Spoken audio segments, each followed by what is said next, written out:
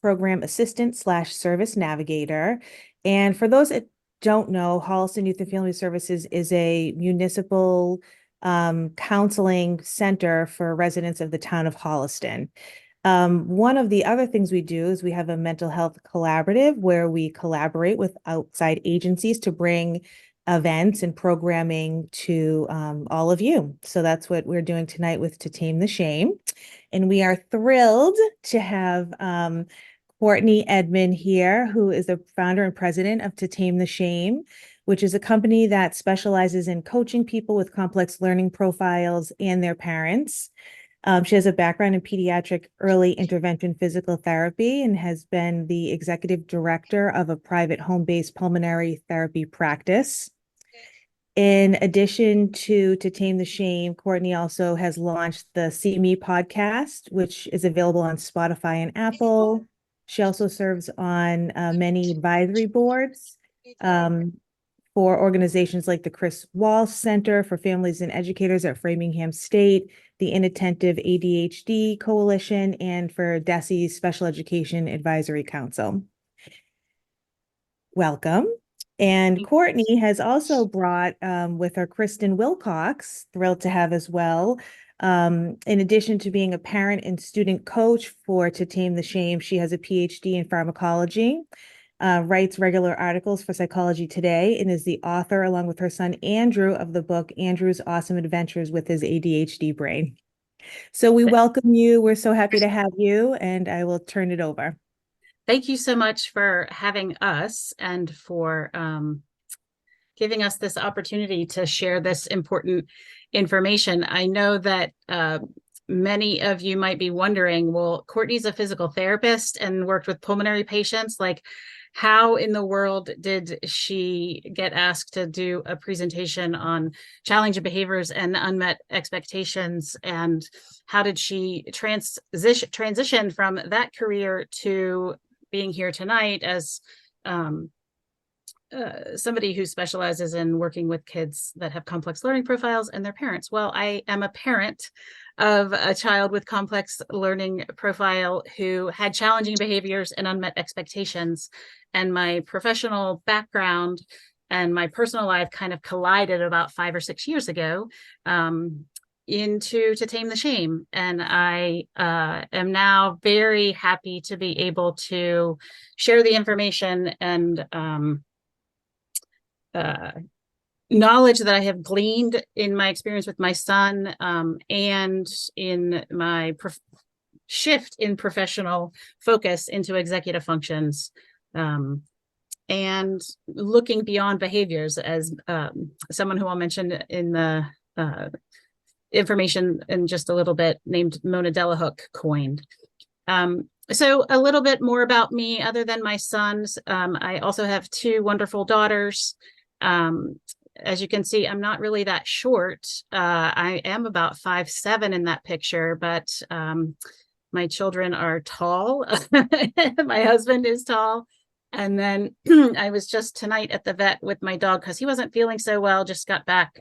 Thankfully, he's my little trusty office companion over here.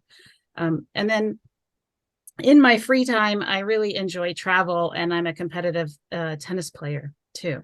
So that's a little bit about me there. This is the picture of the See Me podcast, because there are several See Me podcasts. So if you are interested in finding this, look for the blue icon. All right. So what are our objectives tonight? So I'm hoping to share quite a lot with you. Actually, I'm not going to get too deep into the biology of it all, but it's really important when we are looking at behaviors and unmet expectations to understand that there is the role of the brain, and neurophysiologically it's involved. And so it's an important piece of the puzzle for us to understand. So I'm going to break it down for you. And that actually is one of the things that my physical therapy degree has really helped inform me as a coach, because I do have that background in all of the brain-based things for pediatrics. and behaviors and development. So we also are going to start to learn how to see behavior through a needs and a skills-based lens, as opposed to only through a behavioral lens. We're going to identify and think about along the way our own children's challenging behavior iceberg, or neurodiversity iceberg, I sometimes call it, in our coaching. We're going to build a toolbox of bottom-up strategies, and that's a term from Dr. Mona Delahook also. And you'll find out what those are. And then we're going to think about what our child's strengths and activators are as it relates to motivation. And then hopefully by the end, you'll feel empowered in your relationship with your child to have a new toolbox for approaching the challenging behaviors that you might have in your home or with students that you might work with, so that you can use the tools and the strategies and the knowledge that I'm going to share with you tonight to create a new way of being, interacting, and problem solving, collaborating, in order to help those challenging behaviors and unmet expectations kind of melt away, and you'll be able to build up new skills and help your kids meet the expectations that you have for them, and that they, I believe, also probably have for themselves. Okay, so what's a day in the life like for us, right? Let's get real for a minute, right? Like every day we have so many things to juggle. We have laundry, we have meals, we have meal prep, we have work, we have bills, you know, the list goes on and on and on. Exercise, deadlines, obligations. And that's just maybe for us as individuals, right? That's not even taking into consideration the things that we have to do in raising kids. And so our role as parents is to try to help them develop the skills, learn responsibility, do homework, and we have to get them to after school activities that they enjoy, schedule time with their friends, be their Uber. And this is no small task. We have to be on our game, right? And sometimes it's not so easy for our kids to be on their game in the same way that we are. So no wonder things can be hard. And most of the time we want our kids to be able to,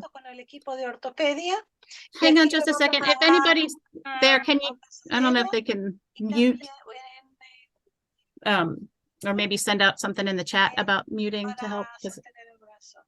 Anyway, so what we are trying to do as parents is help our kids develop skills, develop the responsibilities, develop awareness, so that they can be participants in, you know, making these transitions. They can be participants in their lives. They can do what is expected to do, whether it's at home, whether it's at school, whether it's outside in life. And ultimately, what we are trying to do is help them become independent, so that they can do all these things on their own, in their own daily life. All right. Courtney, I think you can mute everybody if you're the host. Oh, yeah, I can. Yep. Thank you for that. All right. So sometimes it doesn't always work out that our kids easily develop these skills and easily develop, work with us, right? Develop this independence along the way. And every family is different, but in general, there are some basic things that we expect of our kids, right? So we expect over time that they are going to be able to get dressed on their own, that they'll be able to brush their teeth, that they'll be able to listen to us, do their homework, do all those things in the daily life structure that we talked about, right? They can follow rules, they can get to school, they can wake themselves up in the morning, maybe they can hold a job, maybe they can start to do their own laundry. And so what happens, though, is that we have these different expectations for kids over the course of their life, right? And so that blue line, although this graph is very oversimplified, it's nothing scientific. It's just a a snapshot representation of what it might look like when we are thinking about the expectations that we have for our children and meeting expectations as they are becoming more and more independent and capable of doing things on their own. Right? So the blue line represents kind of an average. And sometimes most of the kids can start to do things by themselves in elementary school, and our expectations of what they can do increase with each passing year. Now, some kids exceed these expectations, right? And that's what's represented by this pink line. And a lot of times they can exceed these expectations. Maybe it's due to higher executive function skills. Maybe it's due to being more physically tall and physically capable. But sometimes, and you're probably here because you have a green liner and somebody that's having a little bit more difficulty or is a little bit slower in being able to meet expectations. And I can kind of, I can smile about it now, right? But I think Kristen can account for her experience that when my son was younger and he wasn't meeting expectations and he was demonstrating some challenging behaviors, I was kind of lost. I didn't know what to do. It was pretty frustrating. It was pretty scary. And there were all kinds of emotions wrapped up in what I felt like was my inability to help my son develop the skills that he was going to need at an age-appropriate way along the blue line to do what he was supposed to be doing, to do what we thought we should expect him to be able to do, right? And the thing was, I was pretty much a rock star. I had 2 girls that were pink liners, right? So I was wondering, like, what's wrong with me? What am I not figuring out? And what it turns out is that, rewards and consequences, right, that B.F. Skinner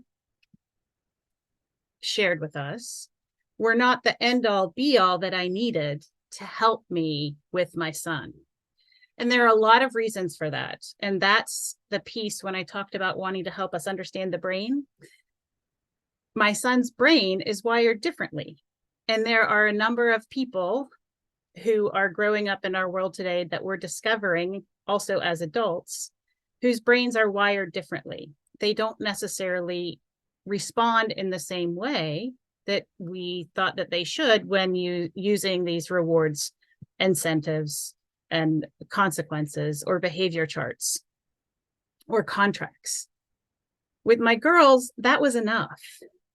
It worked well. But with my son and with many students, with many children nowadays, and even with adults, they don't work. And a lot of times it makes it worse, in fact. One of the hallmarks of someone who might be neurodivergent, and a reason to start questioning, is if rewards and consequences don't work, they probably won't ever work. And we have to start doing something differently. Because otherwise it just starts to look like this, right? We've got meltdowns, we've got tantrums, defiance, right? I don't know if any of this sounds familiar, but sometimes a lot of lying starts to happen, manipulation of situations start to happen. I know, my son would know all of my passwords without me knowing about it, sneak down at night after I would go to sleep. And he was like 7, right?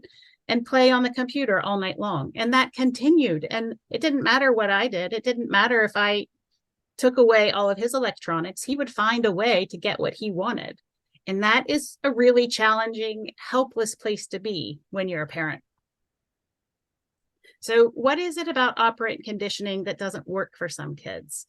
And one of the tricky things is that, my son understood, or at least seemed to understand what I was asking him. It wasn't a comprehension piece. It wasn't a knowledge piece. There was something else that was a disconnect, because he understood the rules, demonstrated understanding of rules, knew what I expected, seemed to want to do it, and yet just never changed his behavior, no matter what I did. And as it turns out, traditional parenting strategies, these rewards and consequences or contracts or incentive jars, putting marbles in jars, it really requires a child to be logical. It requires them to be able to manage their impulses and distractions. They have to be able to inhibit themselves, like the marshmallow test. I don't know if you've ever heard of the marshmallow test, when marshmallows are put in front of a kid and they say, I'll be right back. You can eat them when I get back. Hold on. And it's interesting to watch the response. Can a child hold themselves back and not eat the marshmallow? Or do they just impulsively eat it without thinking about what they might get in the future? I think they're promised extra marshmallows if they wait. Right? People for whom rewards and consequences don't work, don't have future or goal-directed thinking.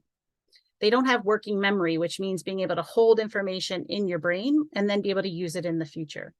And they sometimes have difficulty regulating their emotions. They have difficulty regulating themselves and keeping themselves calm.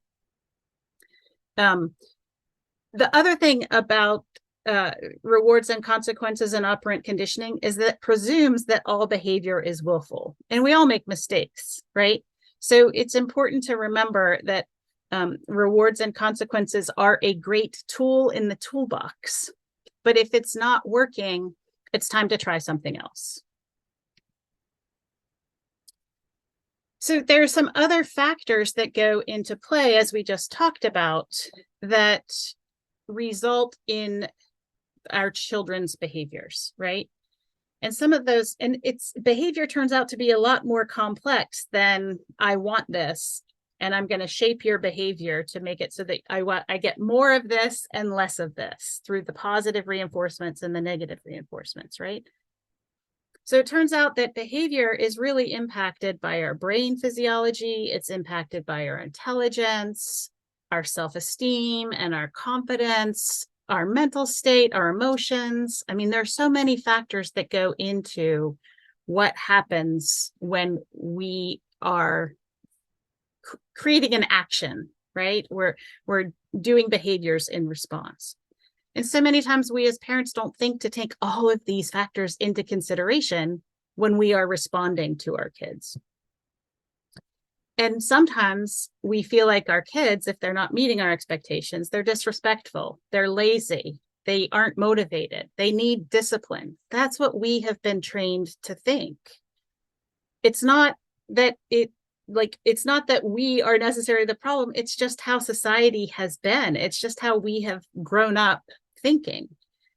And what we're starting to learn is it's more complicated than that. And it's not that kids are disrespectful. It's not that kids are lazy. It's not that they need more discipline, more consequences. It's that we have to start to understand all of these factors and look at all of these factors that are going into what's happening with our child. But if we don't, we're left with this spiral of awfulness that many of us are finding ourselves in. And we're just like, help me, right? Because if we keep trying those rewards and consequences without success, we now, in addition to the unmet expectations, have a child who that they themselves are starting to become aware, I'm not meeting the expectations. I don't know what to do. They're afraid of being punished, and they're starting to get, their fight flight response, right? When we get scared, we have a fight flight response that protects us. They have a heightened fight flight response. The parent has a heightened reaction, right? And we almost have like World War III happening in our homes or happening in those relationships. And so the relationships, which are so important and fundamental in grounding these children, become strained. And there's this impasse. So what do? We have to take a closer look at those factors that are impacting our kids' behavior. And that starts with the brain. So that's why the brain is so important. Now we now understand that and this is way oversimplified, but you're going to be happy I'm not going too deep and showing you all the structures. In general, there are about 3 different parts of the brain that work together to create what I call an output or a response or an action that is in the behavior, let's just say, right? So in the front, in the first part is the emotional hub, right? That's like the inner part of our brain where we are receiving sensory inputs, where we are our emotional, like our amygdala. I don't know if people have ever heard you flipped your amygdala, right? Your limbic system, all of your emotional centers are right there. The way that you process emotions, you experience emotions, you have that emotional response, kind of in the center middle of the brain. It's considered the mammal brain. So like dogs and cats have that same type of, that's the bigger part of their brain, right? And evolutionarily. The second part, number 2, is in the front of our brain, in the frontal cortex, it's called. And that's really where executive function skills are housed. It's really where the conductor of our lives lives, right? It's kind of like the orchestra conductor. It's the part that houses executive function skills, which are responsible for goal-directed behavior, that are responsible for that inhibition, that are responsible for planning, that are responsible for helping us regulate those emotions, right? So to say, oh, I need to stay calm right now because I have to give a presentation. I can't be dysregulated, right? I have to share information, or I have to go to school and learn, so I need to stay calm. And sometimes the second region of that brain is slower to develop. The third region of the brain, kind of on the sides, right, and the back, it's really responsible for the academic, the cognitive skills, right? And so what's important about this picture is that each of these regions of the brain can develop at different rates. So I can be a 5-year-old. Well, that's a little bit young. I'm going to use a little bit older. I could be a 12-year-old, right? And I can have, the region 1 developed at a 12-year-old level. I can have region 3 developed at an 18-year-old level, and I can have region 2 developed at an 8-year-old level. They don't necessarily match your chronological age. There can be all kinds of differences between these regions, and that's what makes it complicated. There are also other factors involved in these in our brain, in addition to this asynchronousness, which is right. If you're 12 and you have one region acting as if developed and mature as like an 8-year-old, but you have another one that's more like an 18-year-old. And there can also be asynchronous differences within those regions also, right? So you might be really strong in reading and not so much in math. You might be really strong in sports, but not so much in reading, right? You can be musical. So they're all different asynchronicities and skill levels, varying skill levels within our own brains. There's also chemical differences. And then we all have our own history of birth history, and sometimes there's trauma involved. And then it's just the physiological functions that influence our behavior, that fight-flight piece that I was talking about a little bit. And so you can see that when we use rewards and consequences, with all of these factors of the brain happening, it's way too simplistic to expect that behavior can be shaped only by trying to reinforce what we want people to do and not and extinguish, if you will, things that we don't want them to do. And because of all of these factors, it's not typically willfulness. It's not typically disrespect. It's not typically laziness or lack of motivation that are at the root of these behaviors and unmet expectations. And that's one of the most important points I want to make tonight, because it's really that a child is incapable of meeting the expectation. If you have tried rewards and consequences over and over, it's most likely the child is incapable. And we only make it that much more difficult for the child to meet the expectation if we kind of dismiss it as laziness, if we dismiss it as needing more discipline, if we dismiss it as not motivated. Because what truly needs to happen is they need more help if they're not meeting the expectations. They need more compassion if they're not meeting the expectations. They need more curiosity. And so we've grown up in this world of operant conditioning, assuming that kids do well if they want to. But instead, we need to look at it, as Ross Greene says, and say kids do well if they can, right? We presume positive intent. We presume they want to do well, because I don't know too many people that don't want to have a good life and enjoy life. One of the challenges is the only way that we can tell what's going on in a person's brain is through their actions and through their behaviors. Unlike with eyes or unlike with insulin, we can't test it easily and in a cost-effective way to see what's happening in the brain. We do have those imaging abilities, but it's not a cost-effective way yet to measure it.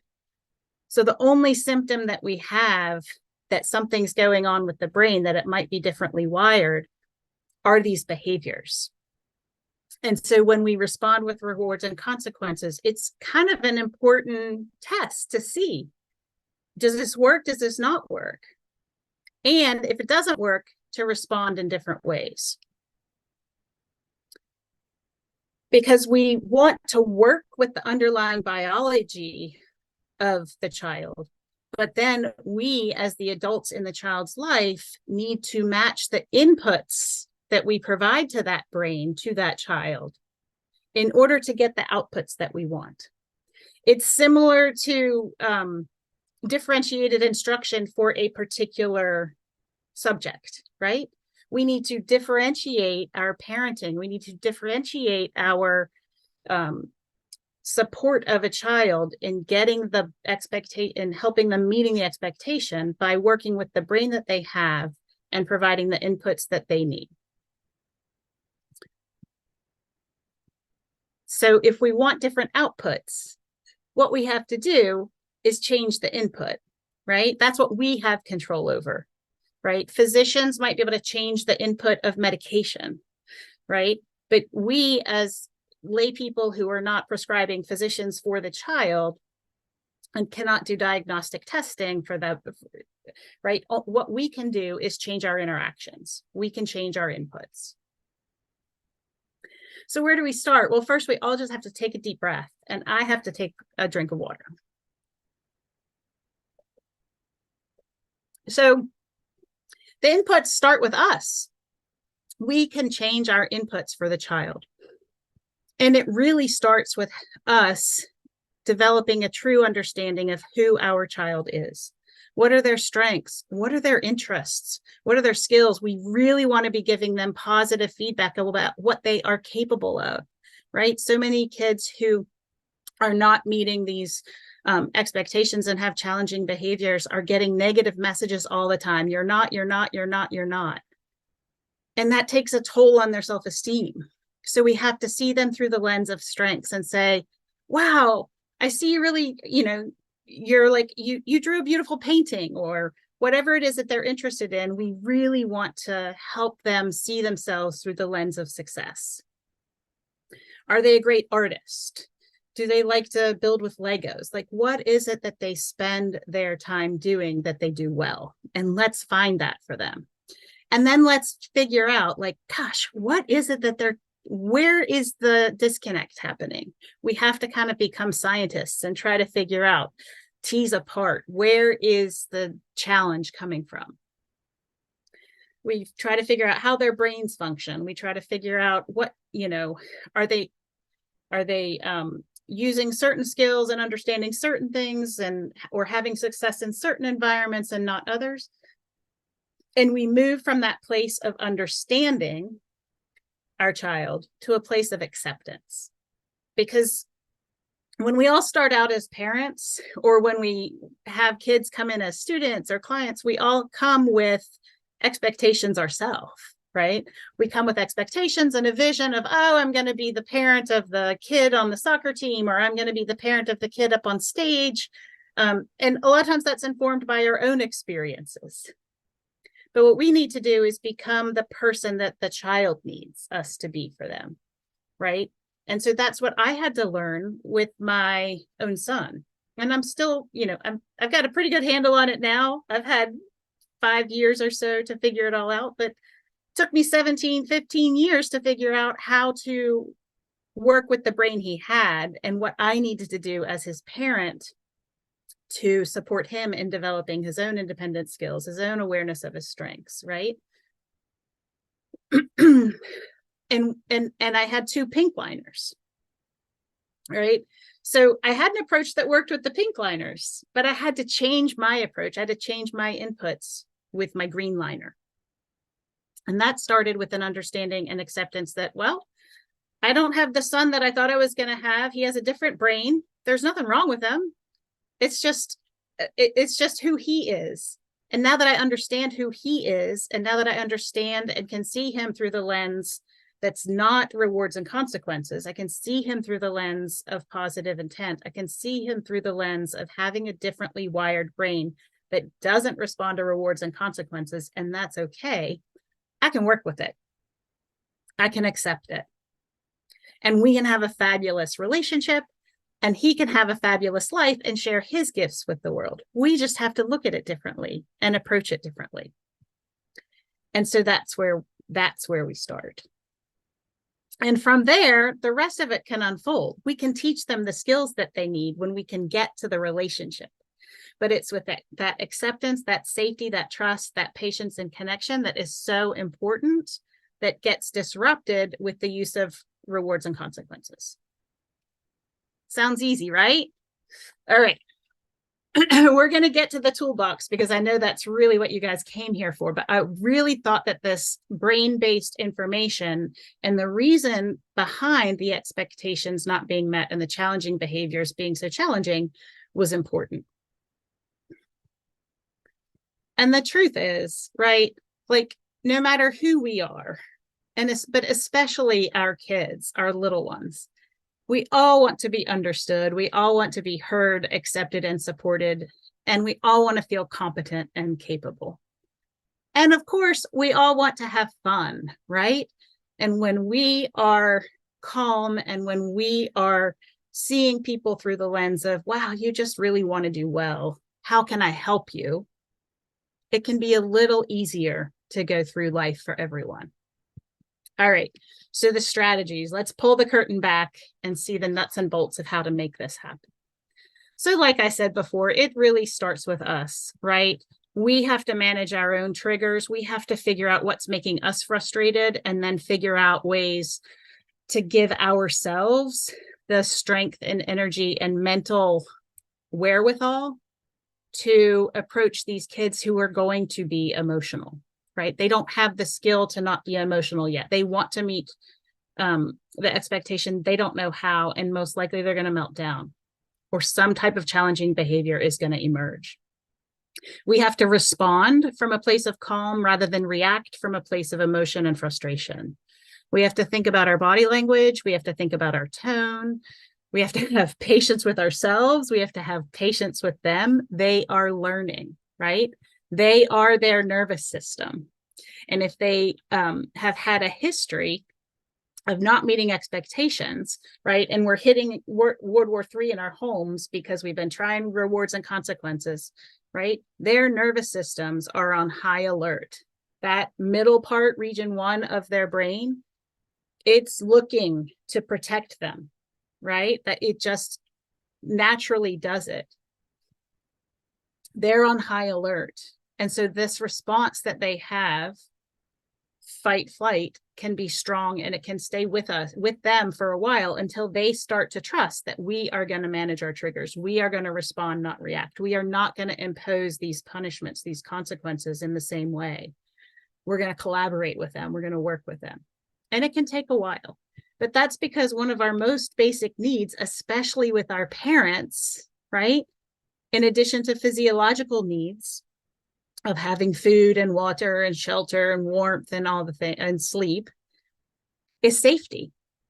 But it's not just physical safety, it's emotional safety, right? And when our kids are perceiving that they're going to get punished or have a consequence imposed on them, they can start to go into fight flight.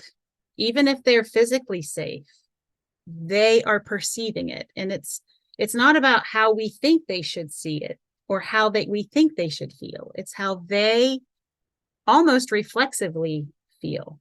And this autonomic nervous system, there's the sympathetic nervous system that like helps us fight, flight, right? Or freeze in real danger.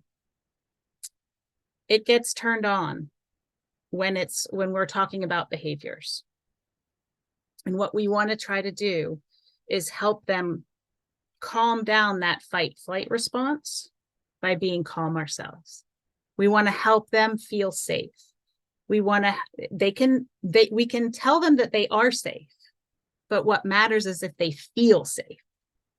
And the longer, like if I'm working with, 17, 18, 21, 22-year-olds who have been living in a household of rewards and consequences because that's what the parents knew to do. And so their fight flight response is really, really strong. And it's going to take a while for that to start to calm down. And over time, and when it does, it means that the child now perceives safety in the relationship. And that's super important in whatever relationship that we're in. Because kids, they can sense when they're going to get in trouble. They don't want to be in trouble. They're going to fight it. They're going to flee it, right? They're going to freeze up. And I was talking about before that children with ADHD actually receive as many as 20,000 corrections for behavior. This says in school. I would argue it's also includes at home probably by the time they're 10 years old.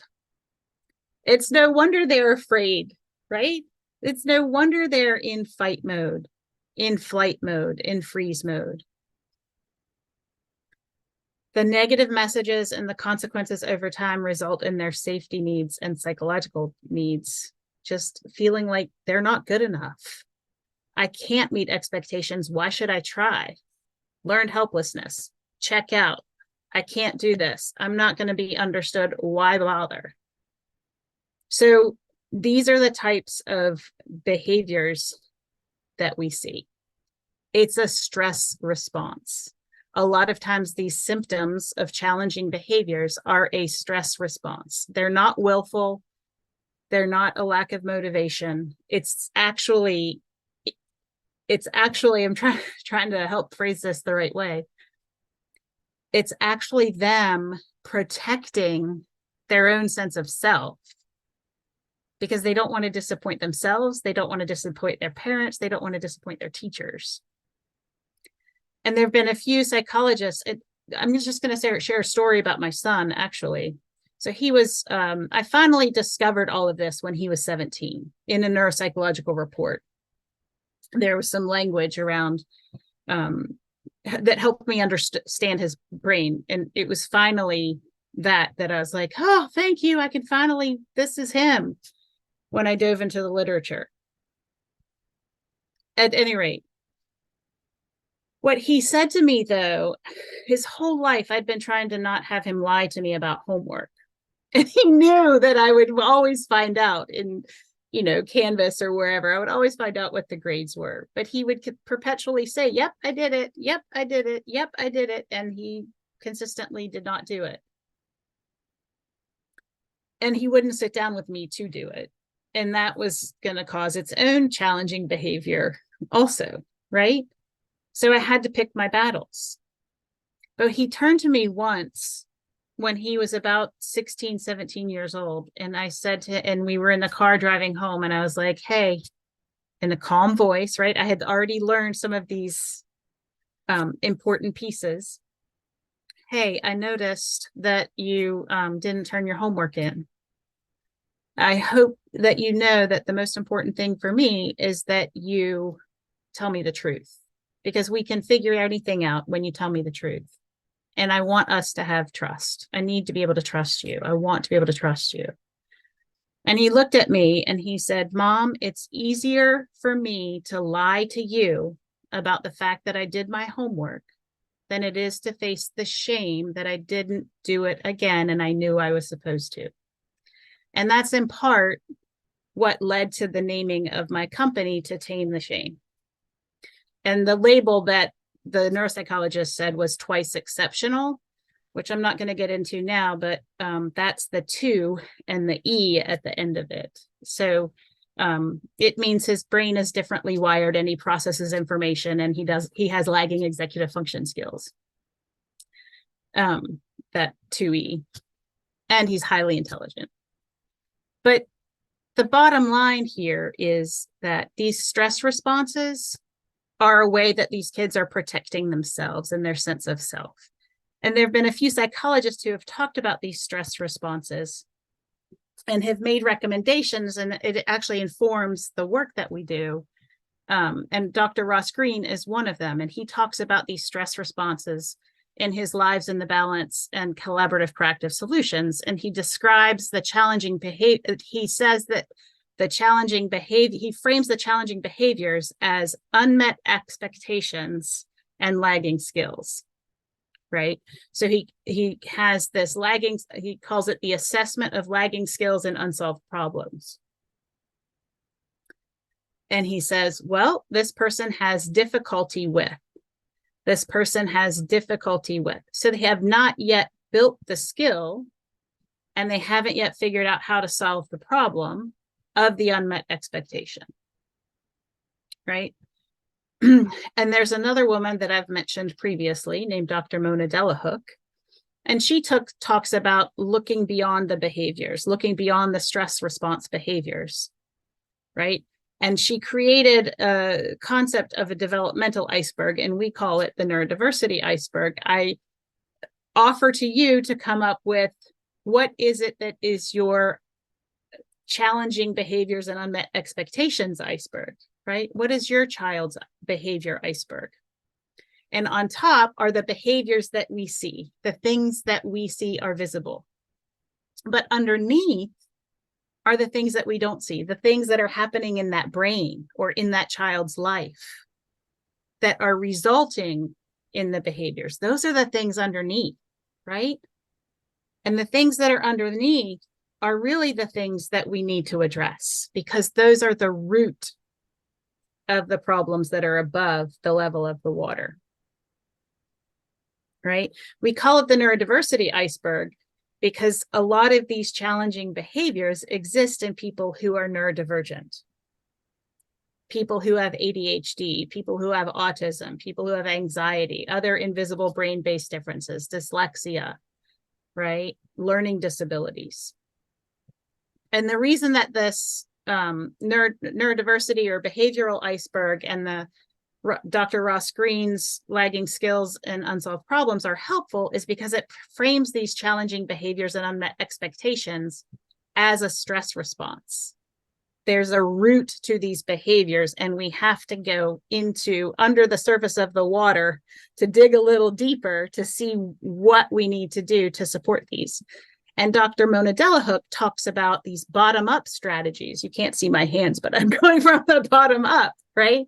Because it's when we go from the bottom up and we use strategies that impact the things underneath that surface of the water that we can't see because they're in the brain or their trauma or their emotions, we're going to support the child at the root of it, right? And examples of this is providing them with regulation strategies, fidget toys, right? Being able to walk around while listening, not having to look you in the eye to be able to listen, giving them executive function skills, providing them with medication, specialized instruction, right? It's getting curious. What is it? What are their needs? And what skills do they not yet have? And it takes a team of providers, right? Doctors, teachers, guidance counselors, therapists, coaches to meet all of these needs that aren't yet met and to build all of these skills that aren't yet built. And this is in contrast to what Dr. Delahook calls top-down strategies, right? So the top-down strategies try to just extinguish the behaviors through consequences, right? Negative reinforcements, and they try to increase the behaviors that aren't there through the positive reinforcements. So this is our new way of understanding behavior that's more relational, that's more developmental, that sees kids do well if they can, that takes into account that there's this stress response, and that when kids are in a stress response, in a state of emotion, they can't think logically, and they may already have challenges thinking logically because their executive function skills, their goal-directed logical part of their brain is maybe more immature. And so the first thing that we have to do is to think about, what are these underlying needs that my child has? What is it that they need from us? How can we help them meet those needs, build those skills? Well, again, it goes back to creating that safe trust connection that you have with your child, right? Making things fun, being calm, being interested in them, celebrating their successes, I call it getting compassionately curious with them, right? Spending time letting them taking the lead. And one thing that I find to be incredibly powerful is that when I'm working with a kid and I just start talking to them and getting to know them, they really light up because they feel like, wow, somebody's really interested in me. I don't have an expectation other than to get to know them, right? That compassionate curiosity is such a powerful tool that we can use. And sometimes in the chaos of our daily lives as parents, it's hard to find the time to just sit and say, hey, how was your day? And play on the floor like they're toddlers again with our kids. And I say that loosely, play with our kids, right? Spend time doing things with our kids that they love to do. So compassionate curiosity, it's a one-on-one conversation. It gets curious instead of directive, which we as parents oftentimes want to do. We want to be instructive. We've got so much wisdom, so much knowledge. We want to share it with our kids and tell them quickly, you can do this and this and this and this. And they're like, yep, not interested, right? They don't want to listen, want. But if we start asking them questions and we ask them to solve it, or we invite their ideas, it can help engage them and force them to pause and say, oh, wait, I'm being asked a question. I have to respond. I can't just say yes, yes, yes, without really processing what was said. And what we call this compassionate curiosity, the way that we help you learn how to ask those questions, is through learning the concepts of motivational interviewing called OARS, which stands for open-ended questions, affirmations, reflective listening, and summarizing. And I can share these handouts that you can send to people, Allegra also, so that they can look at it a little bit more closely. So open-ended questions with kids. The cardinal rule is you cannot ask a child why. The word why triggers a stress response immediately. But as parents, we can get around why by asking it in the form of a what question. What about this made you do this? The stress response will not be triggered in the same way as if we were to use the word why, but we're still getting at why did you do that, right? We just have to circumvent that stress response so that they can think logically. because as soon as they get stressed, all that logic clamps down and they're just reactive and emotional, challenging behaviors. We affirm, right? We validate what they are saying so that they know that we have heard. We reflect back to them to make sure that we are understanding what they are saying. And that helps them feel like they are a part of the problem solving and the collaboration, that they're feeling validated. And then summarizing is a little bit less important to this process. But the open-ended questions, the affirmations, and reflective listening are really, really important parts of the strategy to use with our kids. Yeah, so I think I just went over all of this. So what types of questions do we ask? We ask what, we ask when, we ask where, we ask how. And those also have to do with using and developing executive function skills, because executive function skills are what we use to answer those exact questions when we're going through our daily lives and we're problem solving.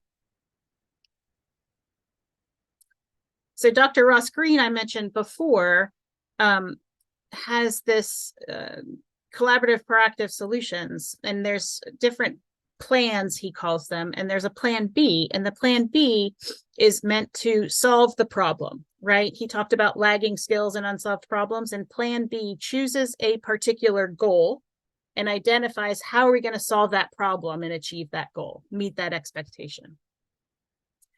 And he talks about it in terms of 3 steps. There's an empathy step where you start with this open question after naming that you notice something, like, hey, I notice you're having trouble finishing your homework. What's up? You just asked the open-ended question, what's up, right? You affirmed, and then you asked what's up. You wait for them to answer, and then you affirm again, say, wow, okay, so you're really tired after the school day. You don't really want to do homework still or focus on school, right? So you're validating their experience and what they said, and then you name the adult concern. Yeah, I get it, but here's the thing. We have to do our homework to show responsibility and learn and do help ourselves become better at the skill that we're learning in school, whether it's math or reading or science, right? We have to learn how to write. We have to learn, and our teacher is trying to help us learn those skills for a reason. And then you say, so what do you think? What should we do about that? Homework's not an option. Got to get it done. What are your ideas? And we throw it back at them. So we're not being directive. We're helping them solve the problem. And then we put that kind of into a cycle. We put the oars together, and we put the collaborative proactive solutions together. And this is sort of a new model that I hope you will follow. This is a different approach to the rewards and consequences. So it starts with us. We enter calmly. We have compassion. We have curiosity, right? We start with an affirmation or a concern, like, hey, I notice you're not doing your homework. What's up? We go with the open-ended question, right? We ask for their input and ideas. And we keep going through it back over and over and over again, until we get to a point that there's a win-win solution where they are heard, we are heard, and there's something that works for both of us that we can do together. So it's kind of this hybrid model of the motivational interviewing and Dr. Ross Green's Plan B, in which we're working together through compassionate curiosity and collaborative problem solving to come up with an idea that can work. And we don't always have the time to do this, but when we can, and it takes a while to build the skill to do this, it works like magic. and it empowers our kids to come up with solutions that work for them and meet our expectations.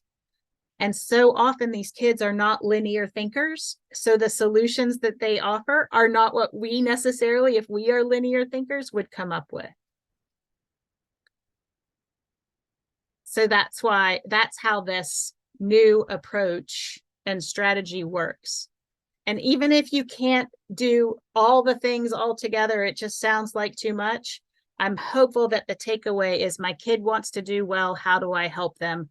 I'm going to start getting curious more. I'm going to operate from a place of calm, and I'm going to ask them what they think we should do. And I'm going to say, yeah, okay, I see what you're saying, but that's not going to do what we really need to do. What else could we do? Are you open to hearing my ideas?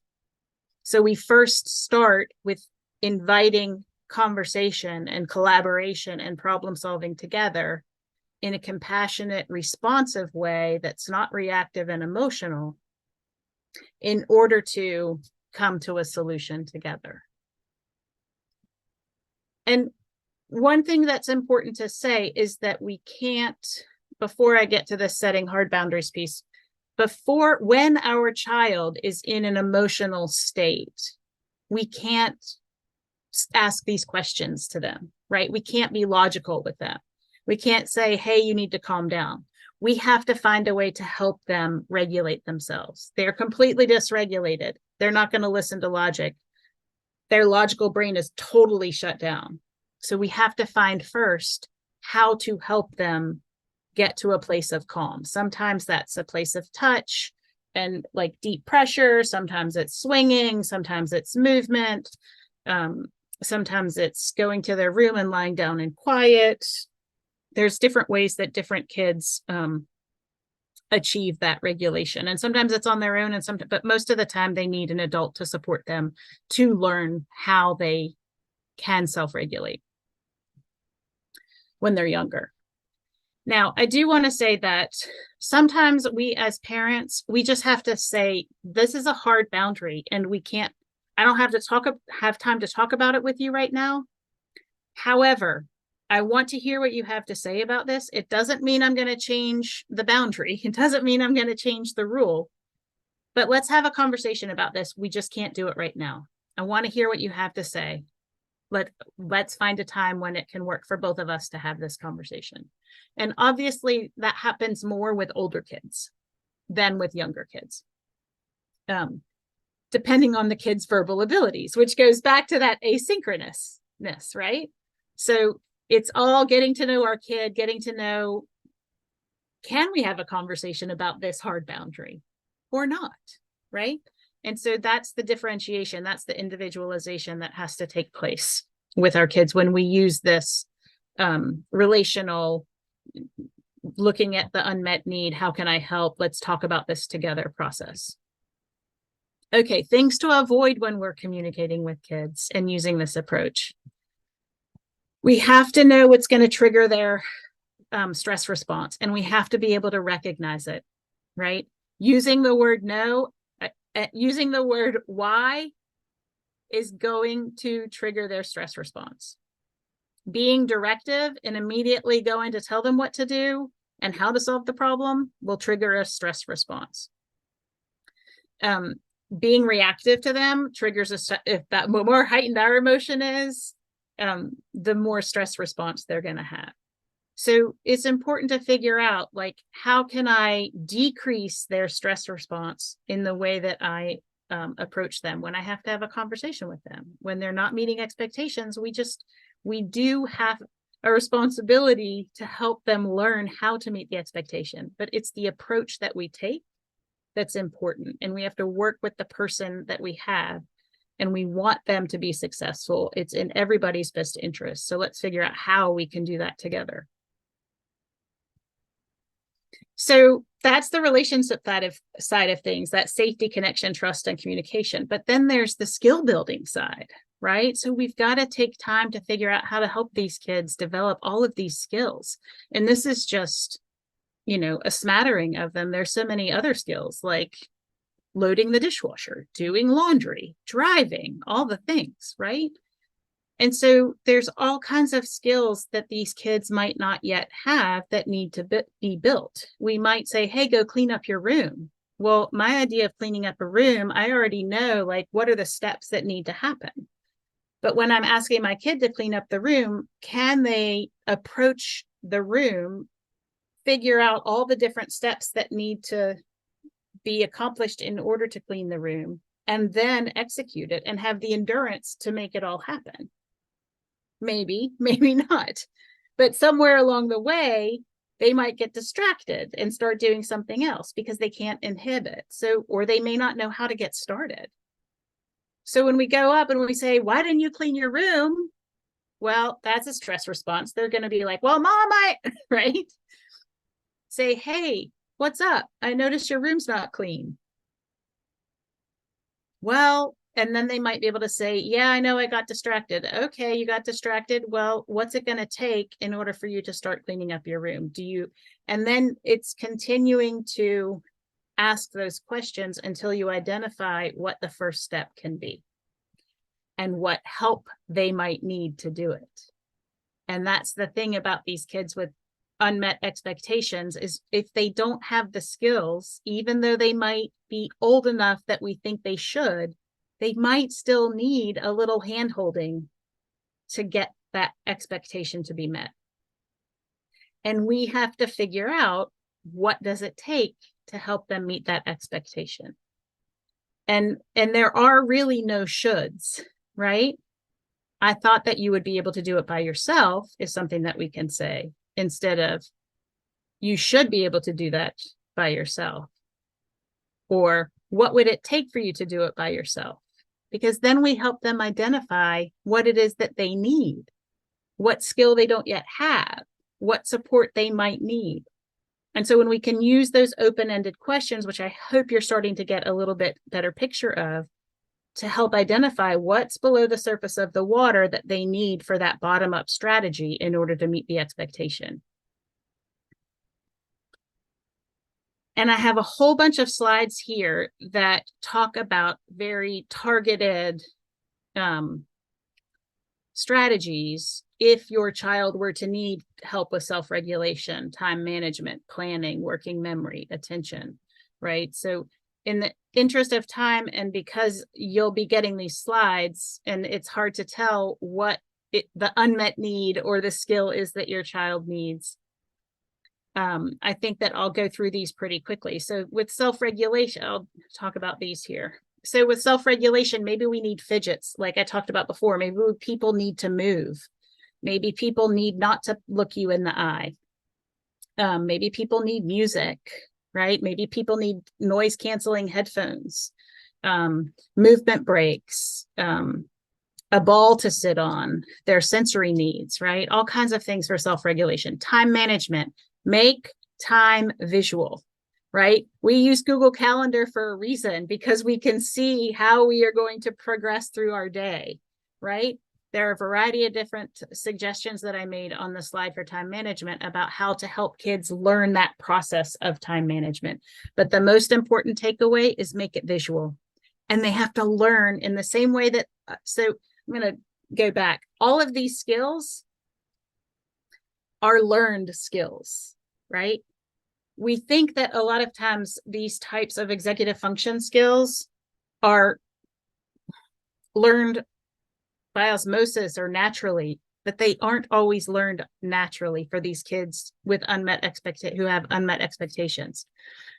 And as a result, we're learning that they need to be taught explicitly in the same way that reading, writing, and math need to be taught. They are skills. They don't, like, kids don't come with the brain knowing how to conduct their lives, how to have goal-directed behavior. They are learned skills, and the older people get, the more these skills, the more important these skills are, because they are what allow us to be independent in life. But some kids need remedial instruction in the same way that they need remedial instruction for reading, for writing, for math, for learning science, for all our academic skills, right? For telling time, communication skills. all the things. So yeah, so time management, Google Calendar, we have to make time visible in order to understand how to manage it, how to walk through our day. We have to teach kids how to plan. We have to teach, sometimes kids have difficulty holding information in their heads. That's called working memory. So you put your keys down when you come home, you can't remember where you put them, right? Oh no, that's working memory. When we're able to picture and see where things are, where I put my keys, you can go through and say, well, I came in the door, I walked past the stand, I thought I put them there, but you trying to see in your mind's eye. That's a little bit about what working memory is. Attention. How do we capture people's attention? Some people need to doodle while they're listening in order to listen better, right? Some people, again, need to walk in order to pay attention. Task initiation. That's all about getting started on something. How do I get started on something? And this all has to do with motivation sometimes, right? But I like to frame motivation as activation, because we can want to do something and not be able to do something, right? So we need to figure out what are the things that help us activate, help us take action. Is it putting music on so I can get my energy up? Is it having something to drink so I can get my energy up? Is it exercising so I can get my energy up? What is it that creates that dopamine in my brain that allows me to start to take action, right? Because most of the time people are motivated, but they have difficulty taking action. And I like to differentiate between the two, because different people have different activators and different activation levels, but they might be, they're most likely motivated because people want to do well. It's about identifying our activators, identifying what derails me, what keeps me from getting started, what gets in my way. And then there's sequencing. So like, what do I do first, second, third, fourth? Prioritizing what's most important. Chunking. How do I take cleaning my room and make it into smaller parts? And then, of course, there are study skills and academic skills and telling and estimating time skills. And then the life skills I mentioned, like cooking and cleaning and all the things that we do on a daily basis. And of course, communication skills and right, hygiene skills. There's so many.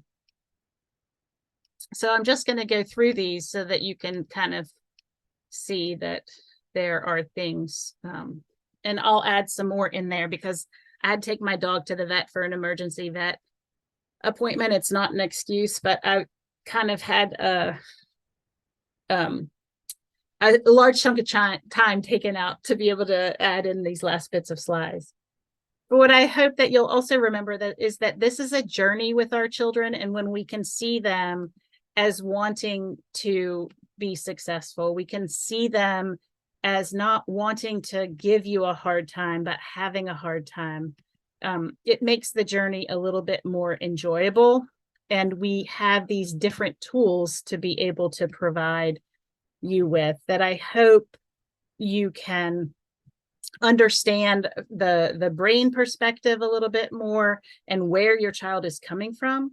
You can see the stress response that they might be having, and it can inform your response to them that they're stressed out, they're lying to me, like something's not right, I got to do something different.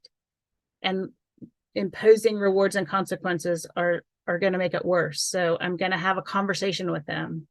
We're going to figure out nice and calm time to talk, and we're going to figure this out together.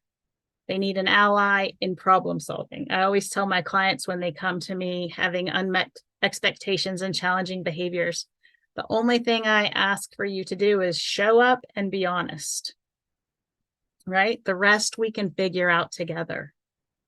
And I get it. It's different when you're a parent sometimes, because there is an emotional connection. But we can repair the relationship. We make mistake, we repair it. Hey, I'm sorry. I was really disappointed, and I know you're trying your hardest. Let's figure this out together. Let's start again, right? It takes flexibility. It takes a lot of energy. And as a result, as a parent, it takes a lot of self-care, right? And patience and compassion with yourself. It takes us to understand our child's tendencies, What are their underlying needs? How can I help you? Is a great refrain. What's up is a great refrain that Dr. Ross Green uses, right? Reach out to other professionals to help problem solve, right? Because we don't have all the answers. We can't figure out what's happening in that brain, but that's the most important thing to understand is how is my child processing information? How is my child understanding information? Because it's the brain plus the inputs. And if you're using the inputs and nothing's working, well, let's take a look at the brain, right? And let's problem solve. The brain and the inputs, they equal the outputs. So we have these two things that are very complex. I get it, right? That we can have an impact on to change these outputs. And of course, it's always much more fun when we can be creative. We can have fun together. We can add humor together. So those are kind of the key takeaways listed here. I pretty much summarized them before. But Brene Brown has this wonderful quote that in order to empathize with someone's experience, you must be willing to believe them as they see it and not how you imagine, or I would add, expect their experience to be. So now you get to take it home and think about your own child, your own situation, your own students, your clients, and practice.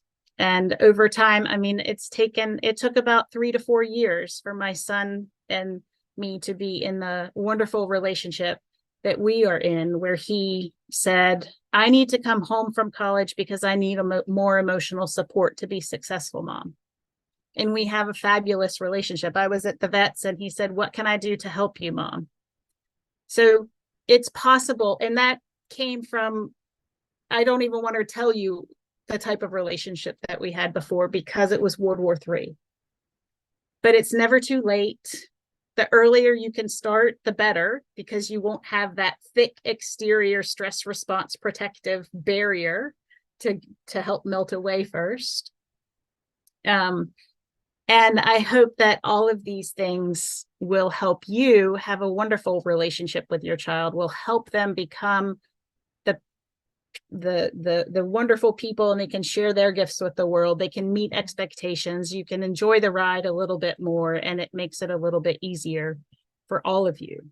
So I don't know if there were very many questions or not, but I also in here have put all the references, resources, and books. I have a YouTube channel as well that has more information on it. And yeah, and the podcast also provides some valuable information and gives a little bit more about my own story with my son. And then there's an episode, I think it's the first one or the last one of our first year that has my son in it, talking about his own journey and kind of what helped him in when he was not meeting expectations and having challenging behaviors, to being able to have this fabulous relationship that we have together and pursue his own interests and independence in life.